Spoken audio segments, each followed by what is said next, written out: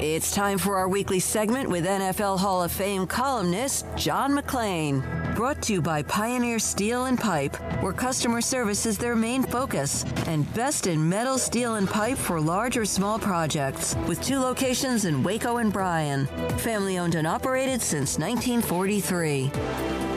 Read John's work at GallerySports.com and SportsRadio610.com. All right, John McClain. Known for what he does for many years and continues to do with the NFL, but is also very capable of jumping right into everything else in college football and sports around America, and joins us on Tuesday. So, John, have the Dolphins surprised you with what they're doing with Tua and the weapons, of course, with Hill, among others, Waddle, and the big win against Buffalo?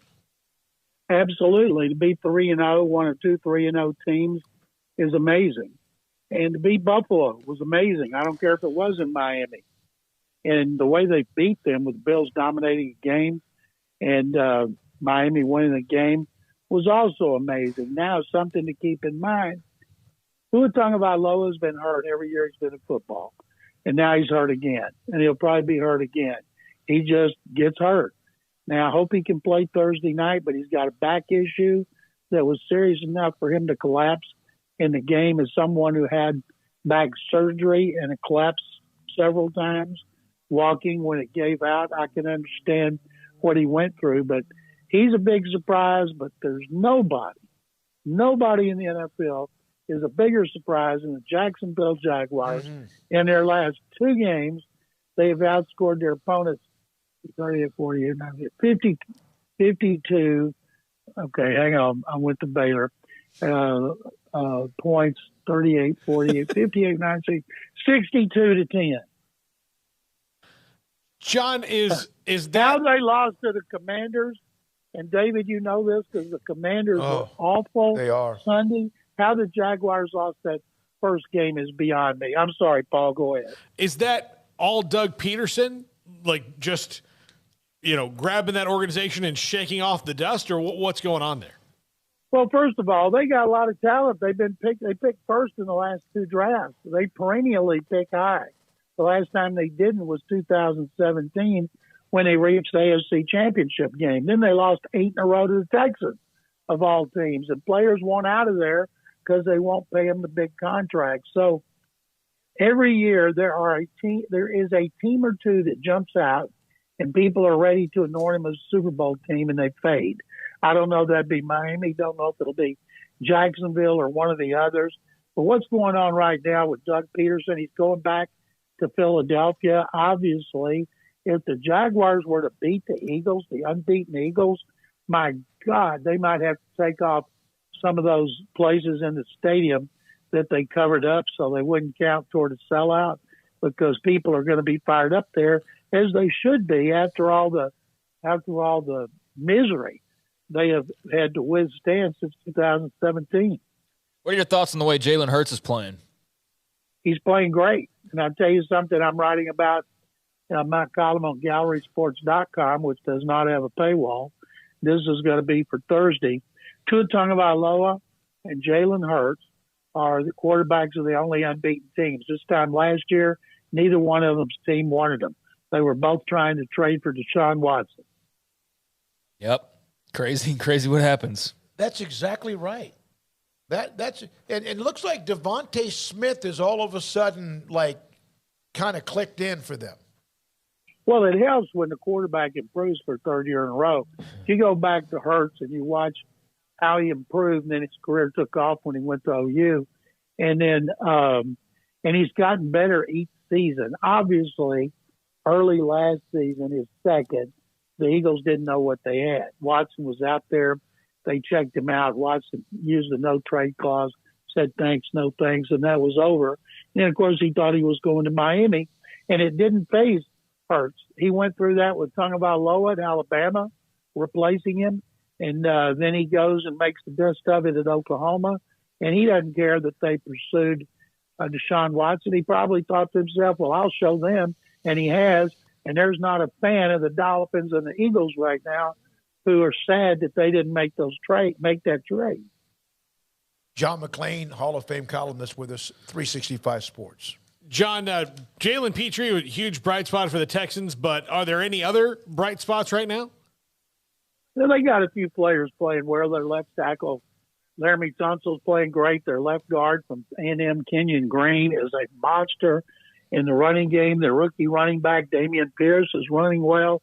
If their offensive coordinator, Pep Hamilton, would get over his fascination with Rex Burkhead, who can't run, and play Pierce more. But Petrie, I tweeted Brian Baldinger on NFL Network. He did a study of Petrie's big plays and just praised the heck out of him today. There's a rookie website, praised the heck out of him. 2 interceptions, a sack, 2 tackles for loss. He has been a beast. And people here, I tell them when I'm doing my shows, hey, I've been telling you all that since he got drafted, because he's doing the things now that he did the last 2 seasons at Baylor. And you guys know how great he was. He should be a candidate for NFL Defensive Player of the Year, but I think the Texans are going to be so bad nobody will know it. John, is Cooper Rush playing himself into getting some phone calls about availability when Dak returns? I think Cooper Rush is a really good backup quarterback because he's smart.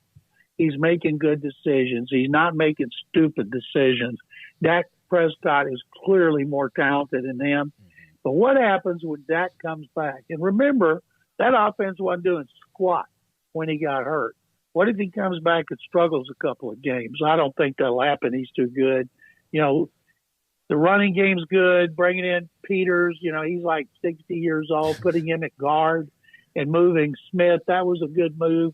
And when you can run the ball like they can with a 2-headed monster and have that kind of defense led by Micah Parsons, you're capable of beating anybody. So unless Prescott comes back, makes bonehead plays like he did in the playoffs, the Cowboys are going to be right there battling the Eagles for the division title. John, how much does it help that Cooper Rush played a ton in the preseason? So way more than Dak Prescott. So he's maybe a little able to hit the ground running early in the season more than a lot of guys.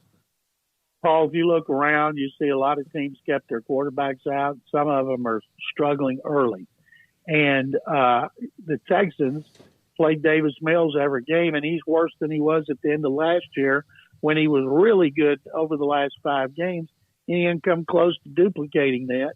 But you're right, that could have something to do with it. In their effort to keep guys from getting hurt, and they get hurt anyway, they could cause setbacks. But I tell you what, Rush is a great story, a great story for the Cowboys, and hopefully he can keep it up. And Jerry, I think what Jerry Jones meant last week when he said he hoped to have a quarterback controversy, he hoped Cooper Rush played so well that they wouldn't actually have a controversy, but it would.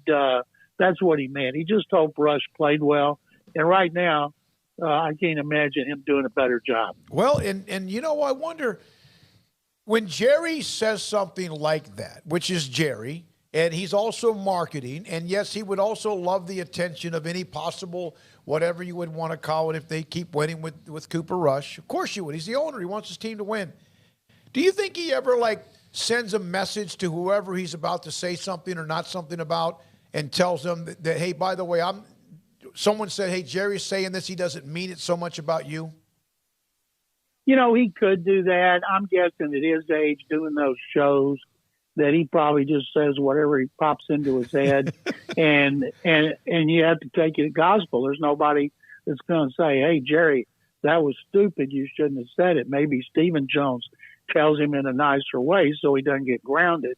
But I think people, when he says something like that, and he's constantly talking about Dak, and somebody read into it, well, when Dak was the starter, he called him Dak. Now he's calling him Prescott. That means he's not as high on him, which was one of the dumbest things I've ever seen. Bottom line is, Cowboys got a great quarterback situation, and a lot of teams are very envious. If Cooper Rush was the backup for the Seattle Seahawks and doing the same thing, would it be much of a story? Oh, of course not. It's not America's team. No. Of course not. But if Cooper Rush was doing the same thing, they got him over Geno Smith, and they'd be a better team because he's playing better than Smith. But as you guys know, anything involving the Cowboys is because they're the most popular team and the most hated team, and Jerry Jones loves it. And I'm sure McCarthy doesn't, but that's just life when you're playing for America's team. So, no, it would not be nearly as big a deal with any other team. I think McCarthy's done a good job the last 2 weeks. He won't get credit for it. No, because Cowboy fans aren't going to be happy until, there's a trophy held up. John, your thoughts on Matt Rule in Carolina right now? I know they got to win, but that offense looks really, really listless, and they've got one of the best offensive talents in the game in Chris McCaffrey, not to mention DJ Moore at wide receiver. They're just not doing anything. Ben McAdoo's the OC there now. How much trouble is Matt Rule really in?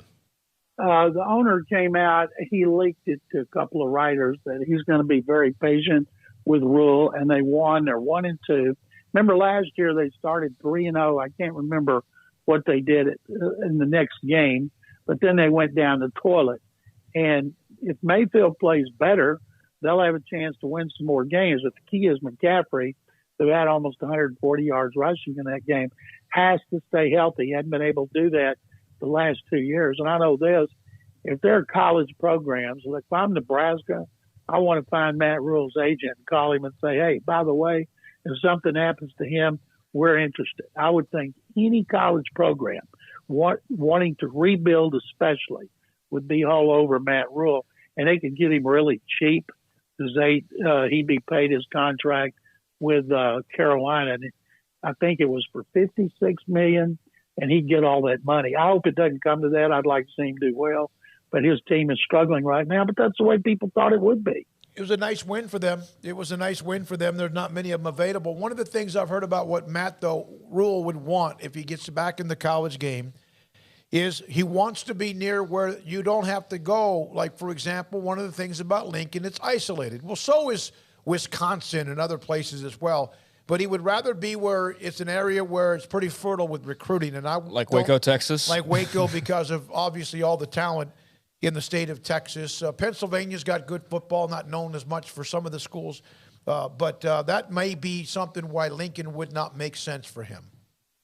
And maybe it wouldn't. There's going to be so many other jobs like Arizona State. Arizona State doesn't have one commitment of the top 22 prospects in that state. I think I read when I read about Herm Edwards getting fired. And, of course, you need to keep the guys close to home.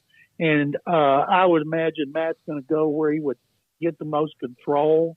And Nebraska used to put out a lot of good players, and they had a program in which every county gave a scholarship to a player. Well, they get the players in state on that scholarship and then give their football scholarships to players from around the country that came out of state to play for Tom Osborne. Osborne didn't have any problem.